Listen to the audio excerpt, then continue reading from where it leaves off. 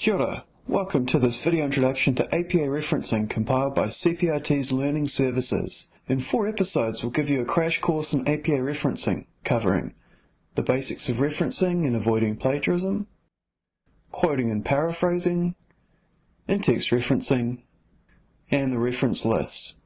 These videos are designed to cover the basics of APA, just to get you started. They're not designed to be exhaustive, so if you have more complicated questions, you're advised to consult the APA referencing guide, which we'll show you how to get later on, or failing that, to consult a learning advisor. So what is referencing? As a student, you're often listening to and reading other people's ideas. You frequently use these ideas in your assignments, and it's important that you acknowledge where you found the ideas and information that you're using. In APA referencing, your reference will be in 2 parts. Firstly, the in-text reference, which looks like this, and second, the reference list entry, which looks like this, and as part of a reference list, which looks like this. In later episodes, we'll explain all the elements in each of these parts, but for now just note that your in-text reference is much shorter, and the reference list entry contains much more comprehensive information. So what does APA referencing mean anyway? Well, APA stands for American Psychological Association.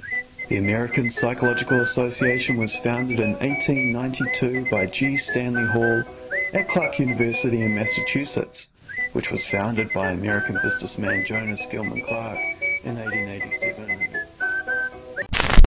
Okay, so that's not really important. What is important is that APA is the referencing system that most of CPIT uses. There are a whole range of referencing systems out there, but for the sake of simplicity, most of CPIT uses APA. If you're not sure what referencing system to use, check with your tutor. If you're supposed to use a different referencing system in your school, please don't watch the rest of this. It'll most likely be boring and ultimately confusing and pointless. For everyone else though, you're about to enter the exciting world of APA referencing. So why do we reference? Taking ideas from someone else without giving credit is considered theft, academic theft, which goes by the name of plagiarism. Plagiarism can include stealing ideas and information from other students, stealing ideas and information from books, stealing ideas and information from the internet.